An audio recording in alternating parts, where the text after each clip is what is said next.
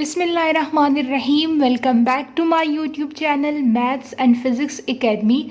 Class 12 chapter number 12 का एक और बहुत ही इम्पॉर्टेंट टॉपिक स्टडी करने जा रहे हैं जिसका नाम है किरचॉफ्स लॉ। वीडियो स्टार्ट करने से पहले मेरी आपसे रिक्वेस्ट है कि चैनल को मस्ट सब्सक्राइब करें, बेल आइकन को प्रेस करें ताकि मेरी हर नई आने वाली वीडियो आप तक सबसे पहले पहुंच सके। किरचॉफ्स लॉ एक बहुत ही इम्पॉर्टेंट टॉपिक है। यूजुअली एग्जाम में या तो ये आपसे लॉन्ग क्वेश्चन में एज अ होल टॉपिक पूछा जा सकता है या फिर शॉर्ट क्वेश्चन में इनके दो लॉज हैं तो दोनों में से कोई एक भी लॉ आपसे शॉर्ट क्वेश्चन में 5 या 8 नंबर का पूछा जा सकता है। तो आपने बच्चे बहुत ही अच्छे से यहाँ से कॉन्सेप्ट लेना है। नोट्स की आपने टेंशन नहीं लेनी, वो आपके पास मौजूद है, आपने यहाँ से कॉन्सेप्ट सीखना है।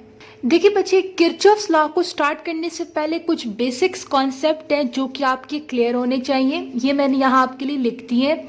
सबसे पहले कि इलेक्ट्रिक करंट क्या होता है। देखिए बच्चे, इलेक्ट्रिक करंट जब भी हमारे पास सर्किट में इलेक्ट्रॉन्स फ्लो करते हैं तब वहाँ पे क्या जनरेट होता है, इलेक्ट्रिक करंट। इलेक्ट्रॉन्स जो फ्लो करते हैं वो फ्लो करते हैं बेटे from negative to positive terminal. लेकिन हम कन्वेंशनली करंट की डायरेक्शन क्या लेते हैं, from positive to negative. Electron कहाँ से फ्लो करते हैं, फ्रॉम नेगेटिव टू पॉजिटिव, लेकिन कन्वेंशनल करंट की डायरेक्शन क्या है, from positive to negative. Voltage क्या होता है, कितनी अमाउंट ऑफ एनर्जी यूज हो रही है किसी भी सर्किट में एक चार्ज को एक पॉइंट से दूसरे पॉइंट तक लेके जाने के लिए, या फिर अगर कोई और कंपोनेंट वहां यूज हुआ है जैसे रेजिस्टर इस्तेमाल हुआ है तो वहां कितनी अमाउंट ऑफ एनर्जी यूज हुई है उस रेजिस्टर से पास होने में। ठीक है, तो उसको हम क्या कहते हैं, वोल्टेज कहते हैं। So the energy used per unit charge, कि कितनी अमाउंट ऑफ एनर्जी एक चार्ज यूटिलाइज कर रहा है कि वो एक सर्किट में किसी भी कंपोनेंट से पास हो सके। वो कंपोनेंट रेजिस्टर हो सकता है, कोई भी कंपोनेंट हो सकता है। इसका फॉर्मूला क्या है कि V equals to W divided by Q। उसके बाद बेटे EMF क्या होता है। वोल्टेज और EMF में आपने कंफ्यूज नहीं होना कि EMF वो एनर्जी सप्लाई करता है। अब वो सप्लाई कौन करता है, बैटरी हो सकती है, जनरेटर हो सकता है, ताकि चार्जेस जो हैं वो लो पोटेंशियल से हाई पोटेंशियल तक मोशन कर सके। ठीक है, लो पोटेंशियल से हाई पोटेंशियल तक जाने के लिए चार्ज को जो अमाउंट ऑफ एनर्जी सप्लाई की जाती है बैटरी या किसी भी सोर्स की वजह से, उसको हम EMF कहते हैं। ये अमाउंट ऑफ एनर्जी यूज्ड है जबकि ये अमाउंट ऑफ एनर्जी सप्लाइड है। उसके बाद बेटे वोल्टेज ड्रॉप क्या होता है, energy used by circuit components. For example एक सर्किट है और इसमें ये रेजिस्टर लगा हुआ है और यहाँ से करंट फ्लो कर रहा है। जब करंट इस रेजिस्टेंस में से फ्लो करेगा तो आपको तो पता है कि रेजिस्टर करंट को ऑपोजिशन शो करेगा, तो यहाँ small amount of energy loss हो जाएगी और यहाँ से बाकी करंट जो है वो पास हो जाएगा। तो ये जो अमाउंट ऑफ एनर्जी लॉस हो रही है इस सर्किट कंपोनेंट की वजह से, जो कि यहाँ पे हमने रेजिस्टर लिया, इसको हम क्या कहते हैं, वोल्टेज ड्रॉप कहते हैं। ड्रॉप मीन्स कमी आना, क्योंकि यहाँ पे एनर्जी क्या हो रही है, लॉस हो रही है। उसके बाद बेटे जंक्शन क्या होता है। जंक्शन एक ऐसा पॉइंट होता है कि जिसमें बहुत सारे कंडक्टिंग वायर्स या कंडक्टर्स जो है वो एक ही पॉइंट पर मीट। एग्जाम्पल बेटे आपने चौक देखे होंगे। फॉर एग्जाम्पल यहाँ से एक रोड आ रहा है, यहाँ से एक रोड आ रहा है, यहाँ से एक रोड है और यहाँ से एक रोड है। ये सारे के सारे रोड इस एक मेन चौक पे मिल रहे हैं। तो ये जो एक मेन पॉइंट आपका हो गया जिसपे डिफरेंट रोड्स जो है वो एक ही पॉइंट पे ज्वाइन हो रहे हैं, इस पॉइंट को हम जंक्शन कहते हैं। सो अ पॉइंट वेयर 3 और मोर कंडक्टर्स मीट, इसको हम क्या कहते हैं, जंक्शन। ये सारे के सारे कॉन्सेप्ट अब आप किरचॉफ लॉज में देखेंगे। उसके बाद आता है साइन कन्वेंशन। साइन कन्वेंशन बेटे बहुत इंपॉर्टेंट है। अगर हम बैटरी की बात कर रहे हैं और हम देख रहे हैं कि इलेक्ट्रॉन्स जो है वो, या करंट जो है, करंट का फ्लो वो नेगेटिव से पॉजिटिव की तरफ है, तो वहां आपका वोल्टेज राइज होगा। वोल्टेज राइज क्यों होगा, क्योंकि बेटे आपको पता है कि पॉजिटिव हाई पोटेंशियल है, नेगेटिव लो पोटेंशियल है। अगर ये नेगेटिव से पॉजिटिव की तरफ जा रहा है, मतलब कि लो से हाई की तरफ जा रहा है, तो वोल्टेज में राइज आएगा कि नहीं, क्योंकि आप हाई की तरफ जा रहे हो। इसकी एग्जाम्पल आप ऐसे लो कि जैसे ये आपके पास कोई पहाड़ी है और आप यहाँ से ऊपर जाना चाहते हो, शुरू में आपके पास लो पोटेंशियल है, लेकिन जब आप ऊपर जाओ तो आपकी पोटेंशियल एनर्जी में क्या आ जाता है, इंक्रीज आ जाता है। तो इससे पॉजिटिव की बात करो तो वोल्टेज राइज होगा, और अगर हम पॉजिटिव से नेगेटिव की बात करें तो वो क्लियर है कि वहां पे वोल्टेज ड्रॉप होगा। यानी कि यहाँ से अगर आप नीचे आओ तो नीचे आपकी पोटेंशियल एनर्जी क्या हो जाएगी, खत्म हो जाएगी, जबकि ऊपर आपके पास पोटेंशियल एनर्जी थी, तो वहां पे फिर आपका क्या हो जाएगा, वोल्टेज ड्रॉप हो जाएगा। रेजिस्टर के केस में अगर आप करंट की डायरेक्शन में ही जा रहे हो, यानी जिस डायरेक्शन में करंट फ्लो कर रहा है आपकी डायरेक्शन भी वही है, तो उस केस में आपकी जो एनर्जी यूज होगी वो, या एनर्जी लॉस होगी रेजिस्टर्स की वजह से, वो क्या हो जाएगी, -IR के बराबर होगी। लेकिन अगर आप करंट के अगेंस्ट जा रहे हो, यानी कि सर्किट में करंट इस तरफ जा रहा है और आपकी मोशन इस साइड पे है, अगेंस्ट है, तो उस केस में जो एनर्जी लॉस्ट होगी वो क्या होगी, +IR के बराबर होगी। ये साइन कन्वेंशंस और ये सारे कॉन्सेप्ट आपने बेटे अपने माइंड में बिठा लेने हैं, आगे जाके अब इनका हम इस्तेमाल करेंगे। देखिए बच्चे, इससे पहले हमने जितने भी सर्किट्स की बात की वो सारे बहुत ही कोई सिंपल सर्किट होते थे। फॉर एग्जाम्पल ये मेरे पास एक बैटरी है, ठीक है, और यहाँ मैंने एक बल्ब लगा दिया, ठीक है, और ये मेरे पास एक सिंपल सर्किट है, ये वोल्टेज है, यहाँ इसको बैटरी जब करंट फ्लो करेगा तो ये बल्ब ग्लो कर जाएगा, ठीक है। तो ये बहुत सिंपल सर्किट हमने देखे थे कि जिसमें हमारे पास एक ही वोल्टेज सोर्स होता था, तो जिसके लिए हम सिंपल ओहम्स लॉ का इस्तेमाल करके वोल्टेज की वैल्यू कैसे कैलकुलेट करते थे, V = IR, करंट की वैल्यू कैसे कैलकुलेट करते थे, I = V/R, ठीक है। लेकिन अगर आपके पास एक से ज्यादा वोल्टेज आए, यानी इस एक ही सर्किट में मैं कहूं कि यहाँ भी वोल्टेज सोर्स है, यहाँ भी है, साथ में मैंने रेजिस्टर्स भी लगा दिए हैं, तो अब ये सर्किट सिंपल नहीं रहता, बल्कि अब ये सर्किट कम्प्लेक्स बन जाता है। जब आपका सर्किट कम्प्लेक्स बन जाता है, क्योंकि यहाँ पे बहुत सारे वोल्टेज सोर्स और बहुत सारे, यानी एक से ज्यादा वोल्टेज सोर्स और रेजिस्टर्स वगैरह हमने कनेक्ट कर दिए, तो हमारा सर्किट अब कम्प्लेक्स हो गया है। तो कम्प्लेक्स सर्किट के केस में फिर हम सिंपल ओहम्स लॉ या सीरीज कॉम्बिनेशन या पैरेलल कॉम्बिनेशन पे रिलाई नहीं कर सकते, क्योंकि तब आपकी कैलकुलेशन डिफरेंट हो जाती है, कॉम्प्लेक्स हो जाती है। तो उन कैलकुलेशंस को सॉल्व करने के लिए सबसे पहले किरचॉफ्स ने दो लॉज हमें प्रेजेंट करके दिए, एक को किरचॉफ वोल्टेज लॉ कहते हैं और एक को किरचॉफ करंट लॉ कहते हैं, और उन लॉज के जरिए आप इस तरह की कॉम्प्लेक्स सर्किट को बहुत ही इजीली सॉल्व कर सकते हो। अब जाते हैं थ्योरी की तरफ। Laws, Kirchhoff laws are used to analyze complex electrical circuit and were developed by German physicist Robert Kirchhoff in 1845. 1845 में रॉबर्ट किरचॉफ ने, जो कि एक जर्मन फिजिसिस्ट थे, सबसे पहले कॉम्प्लेक्स सर्किट को सॉल्व करने के लिए दो लॉज प्रेजेंट किए। चूंकि किरचॉफ ने प्रेजेंट किए थे, इसलिए उन लॉज को हम किरचॉफ लॉज कहते हैं। अब why do we need to study Kirchhoff laws? अभी मैंने आपको बताया कि कम्प्लेक्स सर्किट को सॉल्व करने के लिए फिर हम नॉर्मल लॉज पे, यानी series combination, parallel combination, Ohm's law पे रिलाई नहीं कर सकते। उस केस में फिर हम लोग किरचॉफ लॉ का इस्तेमाल करते हैं। जैसा कि इमेजिन अ सर्किट, अब ये बेटे आपके पास एक सर्किट है, इसमें बैटरी है, इसमें एक से ज्यादा रेजिस्टर्स कनेक्टेड है, 1 2 3। इस रेजिस्टर से पास होने वाला करंट की वैल्यू कुछ और होगी, यहाँ से कुछ और होगी, यहाँ से कुछ और होगी। तो और करंट की अगर आप डायरेक्शन देखो तो एंटी क्लॉकवाइज डायरेक्शन है। तो देखिए बेटे, करंट आपके पास टोटल करंट क्या हो गया, डिवाइड हो गया, R1 से अपना करंट, R2 से अपना करंट, R3 से अपना current. So current divides into different branches. अब how much current flows through R1, R2 and R3? कि R1 में से कितना करंट फ्लो कर रहा है, R2 में से कितना करंट फ्लो कर रहा है, R3 में से। आप सिंपल कैलकुलेशन करके ये पता नहीं लगा सकते। Series and parallel formulas alone cannot solve such circuit. Such circuit can be solved by Kirchhoff's law. तो इस तरह की कम्प्लेक्स सर्किट्स को सॉल्व करने के लिए फिर हम किरचॉफ लॉज का इस्तेमाल करते हैं, ताकि हम करंट और वोल्टेज की वैल्यू कैलकुलेट कर सके in this type of complex circuit. बेटे दो लॉज प्रेजेंट किए थे, एक को हम किरचॉफ करंट लॉ कहते हैं, एक को हम किरचॉफ वोल्टेज लॉ कहते हैं। वन बाय वन हम इसको स्टडी करेंगे। सबसे पहले आपके पास है किरचॉफ करंट लॉ, जिसको हम शॉर्ट फॉर्म में KCL भी लिखते हैं। किरचॉफ करंट लॉ आपको ये कहता है कि अभी आपने एक चीज स्टडी की, जंक्शन, ठीक है। लेट्स से ये आपके पास एक पॉइंट है और इस एक पॉइंट से ये डिफरेंट मैंने रूट्स बना दिया, डिफरेंट वायर्स मैंने कनेक्ट कर दिए हैं, ठीक है। 1 2 3 4 मैंने 4 वायर्स कनेक्ट कर दिए।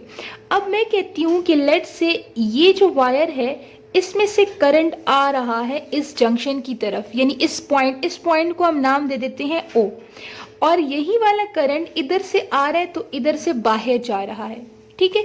इसको मैं करंट I1 का नाम दे देती हूँ, इसको मैं करंट I2 का नाम देती हूँ, लेट्स से। और सिमिलरली हम कहते हैं कि यहाँ से एक करंट आ रहा है I3 और ये इधर I4 से बाहर जा रहा है, ठीक है।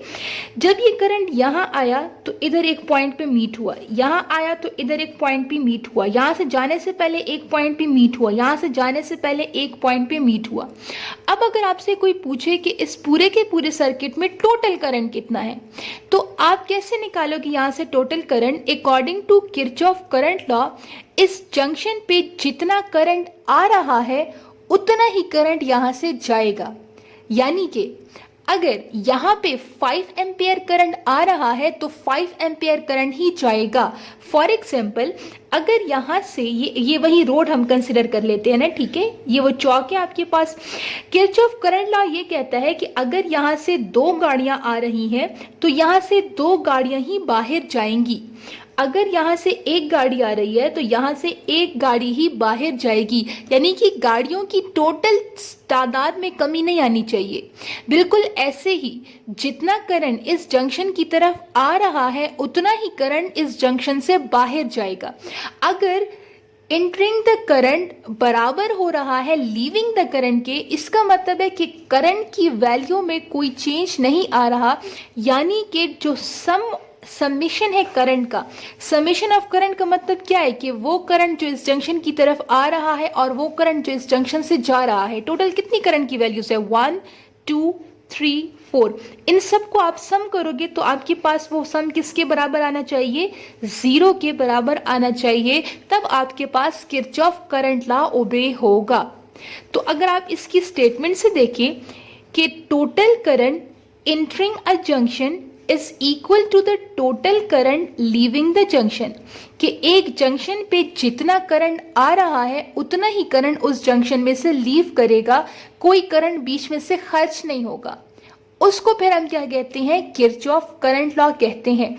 या तो आप इसको ऐसे भी डिफाइन कर सकते हैं कि algebraic sum of current at a junction is equal to 0, यानी ये जो जंक्शन है आपके पास, इसमें आने वाला जितना भी करंट है उसका आप सम ले लो और वो सम किसके बराबर आना चाहिए?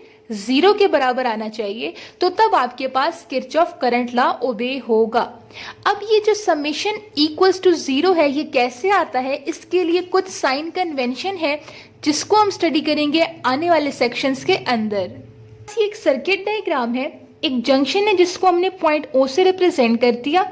यहाँ से करंट I1 आ रहा है और यही करंट I2 बाहर जा रहा है, ठीक है। सिमिलरली यहाँ से I4 करंट आ रहा है और यही करंट I3 बाहर जा रहा है। बात समझने की कोशिश कर रहे हो? यहाँ से करंट I1 आया एंड I2 बाहर चला गया, यहाँ से करंट I4 आया और I3 बाहर चला गया।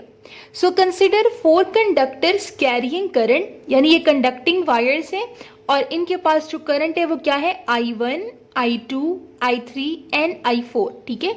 इस कंडक्टिंग वायर के पास करंट I1 है, इस कंडक्टिंग वायर के पास I2 है, इस कंडक्टिंग वायर के पास I3 है एंड इस कंडक्टिंग वायर के पास I4 है।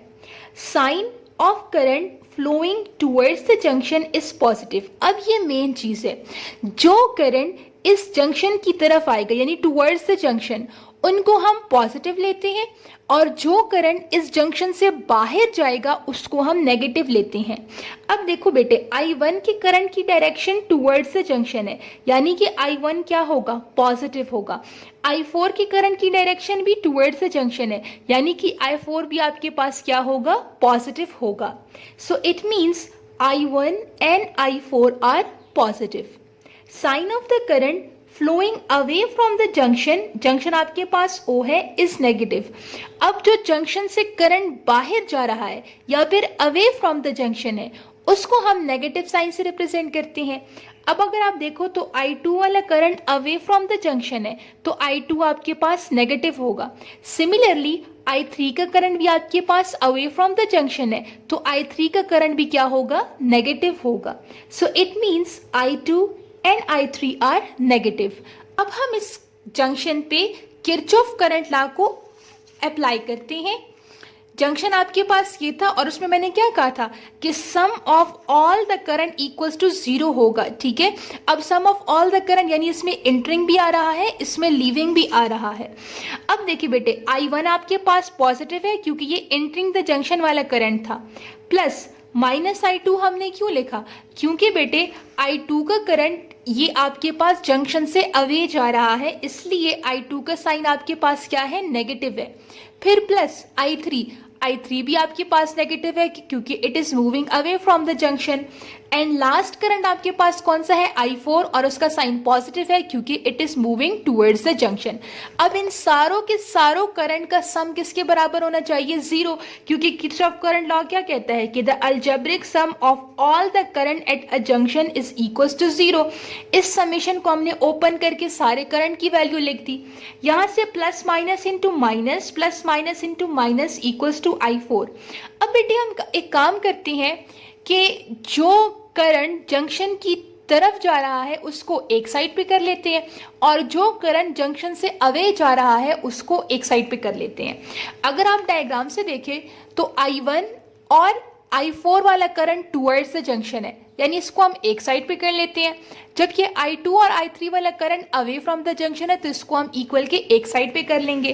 तो यहां से देखिए बेटे, I1 प्लस I4, देखिए I1 प्लस I4 एक साइड पे कर दिया, इक्वल्स टू ये यहाँ माइनस I2 है, वहां जाके प्लस I2 हो जाएगा. ये यहाँ माइनस I3 है, वहां जाके प्लस I3 हो जाएगा. अब आप यहाँ से क्या देख रहे हो, I1 प्लस I4 वो वाला करंट है जो कि इनकमिंग करंट था, जो कि जंक्शन की तरफ आ रहा था, और जबकि I2 प्लस I3 आपके पास वो करंट है जो कि जंक्शन से अवे जा रहा है. तो हम कह सकते हैं कि sum of incoming current is equals to sum of outgoing current, जबकि टोटल अलजेब्रिक सम आपका किसके बराबर आता है, 0 के बराबर आता है. अगर आप इस इक्वेशन से देखें तो अगर इनकमिंग करंट बराबर है आउटगोइंग करंट के, इसका मतलब क्या है कि क्या करंट की वैल्यू में कोई चेंज आ रहा है, नो, क्योंकि इनकमिंग करंट बराबर हो रहा है आउटगोइंग करंट के. अगर इस जंक्शन से या इस रोड पे आप देखो, अगर 2 गाड़ियां आ रही थी तो 2 गाड़ियां ही जा रही हैं. अगर गाड़ियों की वैल्यू में चेंज नहीं आ रहा, इसका मतलब क्या है कि यहाँ पे कंजर्वेशन लॉ ओबे हो रहा है. और यहाँ पे हम किस चीज की बात कर रहे हैं, चार्जेस की बात कर रहे हैं ना. करंट मीन्स चार्ज, इलेक्ट्रॉन का फ्लो हो रहा है ना. तो अगर यहाँ पे इनकमिंग करंट आउटगोइंग करंट के बराबर है, इट मीन्स कि आपका चार्ज यहाँ पर क्या हो रहा है, कंजर्व हो रहा है. यानी कि किरचॉफ करंट लॉ ओबे करता है conservation of charge. Conservation of charge कैसे ओबे करता है, इसको आप जरा यहाँ से समझें. देखिए बेटे, as current is the flow of free electrons, ठीक है, करंट फ्लो इलेक्ट्रॉन से फ्लो करते हैं. Electrons can not accumulate at a point in a circuit. देखिए बेटे, किसी भी सर्किट के अंदर इलेक्ट्रॉन एक पॉइंट पे जमा नहीं हो सकते, क्योंकि सर्किट में करंट कंटिन्यूअसली फ्लो करता है. मैं एक सिंपल सा सर्किट यहाँ बनाती हूँ, ठीक है. फॉर एग्जाम्पल, ये आपके पास एक सर्किट है, ये हमारे पास बैटरी है और करंट पॉजिटिव से नेगेटिव की तरफ जा रहा है, ठीक है. अब मैं कहूं कि करंट यहां भी आया, यहां आया और इधर जो है करंट रुक गया. अगर यहां करंट रुक गया तो यहाँ तो करंट अगर रुक गया तो सर्किट में तो फिर कंटिन्यूअस फ्लो ऑफ करंट नहीं रह सकता ना, क्योंकि अगर बैटरी यहाँ से वोल्टेज प्रोवाइड कर रही है तो चाहिए तो ये कि इलेक्ट्रॉन्स कंटिन्यूअसली सर्किट में फ्लो करें। तो किसी भी पॉइंट पे चार्जेस एक पॉइंट पे जमा नहीं हो सकते। इसकी एग्जांपल कुछ ऐसे है कि फॉर एग्जांपल ये एक ही रोड है और यहाँ पे लेट से 1 2 3 4 गाड़ियां हैं और यहाँ से एक गाड़ी चली गई, अब एक गाड़ी यहाँ रुकी हुई है। अगर ये गाड़ी यहाँ रुकी हुई है तो आपके पास क्या हो जाएगा, ट्रैफिक जैम हो जाएगा ना, क्योंकि इन बाकी दो गाड़ियों के पास रास्ता नहीं है कि वो यहाँ से आगे जा सके। बिल्कुल ऐसे ही इलेक्ट्रॉन्स कभी भी एक पॉइंट पे एक्यूमुलेट नहीं हो सकते सर्किट में, क्योंकि सर्किट में कंटिन्यूअस फ्लो ऑफ इलेक्ट्रॉन्स होता है। So therefore incoming current is equal to the outgoing current and the total charge is conserved। इसका मतलब ये है कि Kirchhoff current law is based on conservation of charge. Most important point MCQs के हवाले से भी है, ठीक है, कि किरचॉफ करंट लॉ कौन से लॉ को कंजर्व करता है, तो ये कंजर्वेशन ऑफ चार्ज की को ओबे करता है, या किरचॉफ करंट लॉ जो है ये कंजर्वेशन ऑफ चार्ज पे बेस्ड है। कैसे कंजर्वेशन ऑफ चार्ज पे बेस्ड है कि इनकमिंग करंट बराबर होता है आउटगोइंग करंट के, और ये आपके पास मेन मैथमेटिकल फॉर्मूला है ऑफ किरचॉफ करंट लॉ। अब last but not the least second आपके पास है किरचॉफ वोल्टेज लॉ, जिसको हम स्टडी करेंगे आने वाले सेक्शंस के अंदर। है आपके पास किरचॉफ वोल्टेज लॉ, जिसको हम KVL से शॉर्ट फॉर्म में रिप्रेजेंट करते हैं। किरचॉफ वोल्टेज लॉ में हम एक क्लोज्ड सर्किट या क्लोज्ड लूप को कंसिडर करते हैं।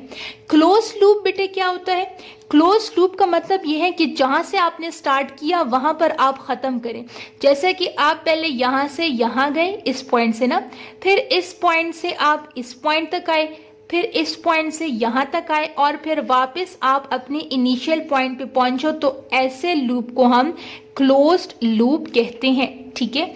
तो किरचॉफ वोल्टेज लॉ ये कहता है कि अगर आपके पास कोई भी क्लोज्ड लूप है तो इस क्लोज्ड लूप में तमाम का तमाम वोल्टेज यानी कि algebraic sum of all the voltage वो बराबर होना चाहिए जीरो के, यानी कि algebraic sum of all the voltage is equals to zero. जैसा कि वहां पे करंट था, यहाँ पे आपके पास क्या है, वोल्टेज है। वहां पे हमने जंक्शन लिया था, यहाँ पे हमने क्लोज्ड लूप कंसिडर किया है, और ये आपको कहता है कि क्लोज्ड लूप के अंदर तमाम का तमाम वोल्टेज जो है वो जीरो के बराबर आना चाहिए। तो आप इसको कैसे डिफाइन करेंगे कि in any closed loop algebraic sum of all voltages is equals to zero, या फिर total voltage rise is equal to total voltage drop. देखिए बेटे, जैसा कि करंट में हमने दो चीजें देखी थी, एक तो हमने ये देखा कि summation of all algebraic sum of all the current is equals to zero. दूसरा हमने क्या देखा कि इनकमिंग करंट बराबर है आउटगोइंग करंट के। अब वैसे ही किरचॉफ वोल्टेज लॉ में पहले हमने देखा कि तमाम का तमाम अलजेब्रिक सम ऑफ वोल्टेज वो जीरो के बराबर है, और अगर हम इसको ओपन करें तो किसी भी सर्किट में क्लोज लूप में जितना वोल्टेज राइज हो रहा है वो बराबर होता है जितना वोल्टेज ड्रॉप हो रहा है। अगर वोल्टेज राइज वोल्टेज ड्रॉप के बराबर ना आता तब आपके पास अलजेब्रिक सम ऑफ वोल्टेज भी जीरो के बराबर ना आता। तो क्लोज लूप के अंदर अगर जितना वोल्टेज में राइज आ रहा है उतना ही वोल्टेज की वैल्यू में ड्रॉप भी आता है। तो ये एक और डेफिनेशन आपके पास बनती है किरचॉफ वोल्टेज लॉ की। मैथमेटिकली आप कैसे रिप्रेजेंट कर सकते हैं किरचॉफ वोल्टेज लॉ को, कि ये है आपके पास बैटरी, ठीक है, तो sum of all the voltage plus voltage drop ये बराबर होता है जीरो के।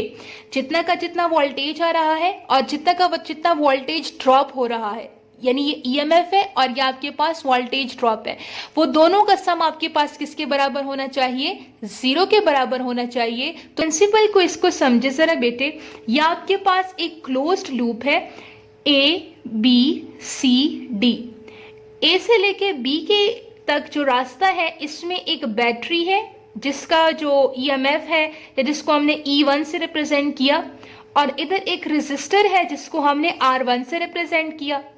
B से लेके C तक एक बैटरी है जिसको हमने E2 से रिप्रेजेंट किया। C से लेके D तक यहाँ एक रेजिस्टर कनेक्ट है जिसको हमने R2 से रिप्रेजेंट किया। D से लेके A तक सिर्फ वायर है, यहाँ कोई बैटरी कोई रेजिस्टर नहीं है। क्लोज लूप की डायरेक्शन कैसे है कि A से B, B से C, C से D और D से A। अगर हम A, B, C, D से जा रहे हैं तो करंट की डायरेक्शन क्या हो जाएगी, करंट की डायरेक्शन क्लॉकवाइज हो जाएगी, ठीक है, क्योंकि हम A से B और इस तरह जा रहे हैं ना। लो लूप की अगर आप डायरेक्शन देखें तो आपके पास यहाँ पे करंट की डायरेक्शन क्या हो जाएगी, क्लॉकवाइज हो जाएगी। अब इसकी वर्किंग को मैंने यहाँ स्प्लिट किया हुआ है कि A से B तक क्या होता है, B से C तक, C से D एंड फाइनली D से A क्या होता है। अब पहले आप यहाँ से समझें, अगर हम A से B तक की बात करें, आप बैटरी के टर्मिनल पे गौर करें। यह आपके पास जो लाइन है ये थोड़ी लार्ज लेंथ है और ये जो लाइन है ये शॉर्ट है। बड़ी लाइन आपको पॉजिटिव टर्मिनल शो करती है, छोटी लाइन आपको नेगेटिव टर्मिनल शो करती है।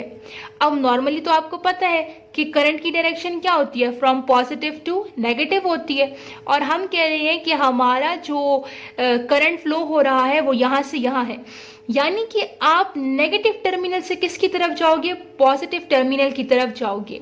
और बैटरी के केस में अगर हम नेगेटिव से पॉजिटिव की तरफ जाते हैं तो वहां पर क्या होता है, वोल्टेज राइज होता है। सो पहला पॉइंट कि जब आप A से B की तरफ जाओगे तो यहाँ पे आपका वोल्टेज राइज होगा। अगर वोल्टेज राइज होगा तो यहाँ पे जो E की वैल्यू होगी वो पॉजिटिव होगी। क्लियर होगा, क्योंकि वोल्टेज में राइज आ रहा है। अब अगर हम रेजिस्टर की बात करें, जब करंट यहां तक आएगा इस रेजिस्टर से फ्लो करेगा। ये रेजिस्टर चूंकि ये जब करंट इससे फ्लो करेगा तो रेजिस्टर जो है करंट के फ्लो को ऑपोजिशन शो करेगा। यहाँ कुछ अमाउंट ऑफ एनर्जी क्या हो जाएगी, लॉस हो जाएगी। अब हमने देखना है कि जो वोल्टेज ड्रॉप यहाँ हुआ है वो पॉजिटिव होगा कि नेगेटिव होगा। देखिए बेटे, हमारे लूप की डायरेक्शन क्या है, फ्रॉम A टू B, और करंट की डायरेक्शन भी क्या है, फ्रॉम A टू B। तो इसका मतलब क्या है कि we are moving with the current, और अगर हम करंट की डायरेक्शन में ही जा रहे हैं तो वहां पे जो वोल्टेज ड्रॉप होगा उसको आप किससे रिप्रेजेंट करोगे, -IR से रिप्रेजेंट करोगे। यानी कि इस पॉइंट पे जो हमारी बैटरी होगी वो +E1 है और यहाँ पे आने वाला वोल्टेज ड्रॉप क्या है, -IR है। अब हम जाते हैं फ्रॉम B से C। B से C की तरफ अगर आप देखो तो यहाँ पे हम पॉजिटिव से नेगेटिव की तरफ जाएंगे, ठीक है। यहाँ से अगर आप देखो तो पॉजिटिव से नेगेटिव की तरफ जाएंगे। अगर बैटरी के केस में अगर आप पॉजिटिव से नेगेटिव की तरफ जा रहे हो तो वहां आपका क्या होता है, वोल्टेज ड्रॉप होता है। जैसे कि आपने इस पहाड़ी पे भी देखा, मैंने कहा टॉप पे आपके पास पोटेंशियल एनर्जी आती है, लेकिन जब आप नीचे पहुंच जाओ तो वही पोटेंशियल एनर्जी आपकी खत्म हो जाती है। तो जब आप पॉजिटिव से नेगेटिव की तरफ जाओगे तो आपका वोल्टेज ड्रॉप हो जाएगा। अगर वोल्टेज ड्रॉप हो जाएगा तो इस केस में यहाँ पे जो वोल्टेज ड्रॉप की वैल्यू होगी उसको हम किससे रिप्रेजेंट करेंगे, -E2 से रिप्रेजेंट करेंगे। अब जाते हैं फर्दर C से D की तरफ। C से D की तरफ यहाँ पे कोई बैटरी नहीं है, जस्ट रेसिस्टर है। अब हम चेक करेंगे करंट की डायरेक्शन और हमारी डायरेक्शन। हम भी C से D की तरफ जा रहे हैं, करंट की डायरेक्शन भी इस साइड पे है, क्योंकि करंट पहले ऐसे आया फिर ऐसे और अब ऐसे, तो हमारी डायरेक्शन भी C से D की तरफ है, करंट की डायरेक्शन भी C से D की तरफ है। तो यहाँ से होने वाला वोल्टेज ड्रॉप अगेन वो किसके बराबर होगा, we are moving with the direction of current, तो यहाँ पे वोल्टेज ड्रॉप किसके बराबर हो जाएगा, -IR। लेकिन चूंकि रेजिस्टर 2 है तो यहाँ भी मैंने R2 रिप्रेजेंट किया। अब फाइनल आपके पास आ गया है from D to A। D to A में ना तो कोई रेजिस्टर है ना तो कोई बैटरी है, यानी कि इसको हम अगर आइडियल केस कंसिडर कर लें तो इस वायर की रेजिस्टेंस क्या होगी, 0 रेजिस्टेंस होगी। अगर इसकी रेजिस्टेंस 0 है तो यहाँ पे जो वोल्टेज की वैल्यू में चेंज है वो भी कोई चेंज नहीं आएगा ना, जितना यहाँ से आ रहा था उतना ही यहीं पे पहुंचेगा, क्योंकि बीच में कोई लॉस नहीं हो रहा। तो इसके केस में हमारा जो वोल्टेज ड्रॉप होगा या जो वोल्टेज का चेंज होगा वो किसके बराबर हो जाएगा, 0 के बराबर हो जाएगा। डायग्राम से आपने समझ लिया। अब इसको स्टार्ट करते हैं थ्योरी से। From A to B, first cross the battery E1। सबसे पहले आप E1 बैटरी से पास करोगे। A is connected to the negative terminal of the battery। And resistor side is connected to the positive terminal. अगर आप देखो तो ए वाली साइड इस बैटरी के नेगेटिव टर्मिनल से कनेक्टेड है, रेजिस्टर वाली साइड बैटरी के पॉजिटिव टर्मिनल से कनेक्टेड है। While moving from A to B voltage rise, A से बी तक के जाने में वोल्टेज की वैल्यू में राइज आएगा, जिसको हमने स्टडी कर लिया कि जब आप नेगेटिव से पॉजिटिव की तरफ जाते हो तो वहां पे आपका वोल्टेज राइज होता है। वोल्टेज राइज को हमने प्लस E1 से रिप्रेजेंट कर दिया। Moving through resistor R1 energy is lost in the resistor minus IR1। चूंकि करंट की डायरेक्शन और हमारी डायरेक्शन एक ही है तो यहाँ पे आने वाला जो वोल्टेज ड्रॉप होगा उसकी वैल्यू क्या हो जाएगी, माइनस IR1। R1 क्यों? क्योंकि यहाँ पे रेजिस्टर R1 है। अब हम जाते हैं सेकेंड पाथ की तरफ, फ्रॉम B टू C। अगर आप B से C की बात करें तो we cross the battery E2, क्योंकि B और C के दरमियान E2 वाली बैटरी कनेक्ट है और E2 की बैटरी की केस में हम पॉजिटिव से नेगेटिव की तरफ जा रहे हैं। पॉजिटिव से नेगेटिव तक तरफ जाएंगे तो वहां जो वोल्टेज होगा वो ड्रॉप हो जाएगा और उसको हमने माइनस E2 से रिप्रेजेंट कर दिया। So from B to C there is a voltage drop, जिसको हमने माइनस E2 से रिप्रेजेंट कर दिया। आगे आपके पास दो ही पाथ्स रहते हैं, from C to D and D to A, जिसको हम स्टडी करेंगे आने वाले सेक्शंस के अंदर।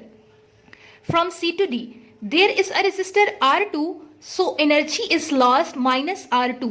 C से D तक का पाथ आपका कैसे था, ये C है, इधर एक रेजिस्टर कनेक्ट था और ये D है। करंट की डायरेक्शन भी यही थी और हमारी डायरेक्शन भी यही है, तो इस रेजिस्टर पे होने वाला जो वोल्टेज ड्रॉप है या जो एनर्जी लॉस हो रही है उसको हमने किस तरह रिप्रेजेंट कर दिया, माइनस IR2। माइनस का साइन क्यों? क्योंकि डायरेक्शन और करंट की डायरेक्शन सेम है। लास्ट पाथ है आपके पास from D to A, there is only wire and ideal wire has zero resistance.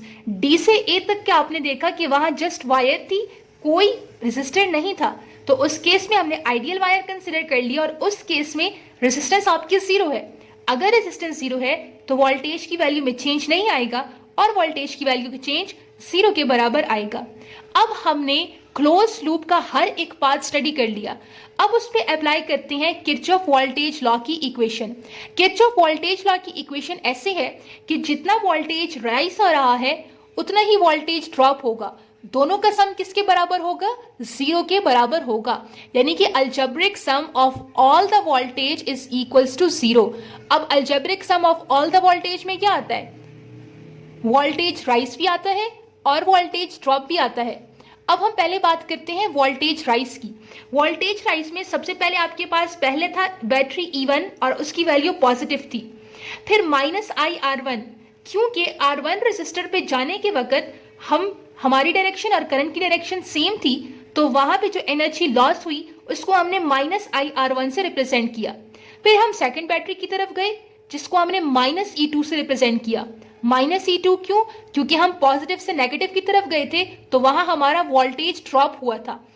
फिर माइनस IR2 क्यों? क्योंकि सेकेंड रेजिस्टर के केस में भी करंट और हमारी डायरेक्शन सेम थी, तो एनर्जी लॉस माइनस IR2 से रिप्रेजेंट कर दिया और ये सारा का सारा किसके बराबर है, जीरो के। अब जरा हम इसको रीअरेंज करते हैं। E1 और E2 को आपने साथ में लिख दिया, जबकि वोल्टेज ड्रॉप को आपने एक साथ लिख दिया। ठीक है, ये आपके पास वोल्टेज राइज, ये आपके पास वोल्टेज ड्रॉप। अब अगर हम एक काम करें कि ये IR1 और IR2 यहाँ माइनस हो रहे हैं, इक्वल के दूसरे साइड पे क्या हो जाएंगे, प्लस हो जाएंगे। तो E1 minus E2 equals to IR1 plus IR2। E1 minus ये E2 आपके पास क्या है, ये है आपके पास वोल्टेज राइज और ये है आपके पास वोल्टेज ड्रॉप, यानी कि voltage rise is equals to voltage drop, और ये आपके पास फाइनल मैथमेटिकल एक्सप्रेशन है फॉर किरचॉफ्स वोल्टेज लॉ।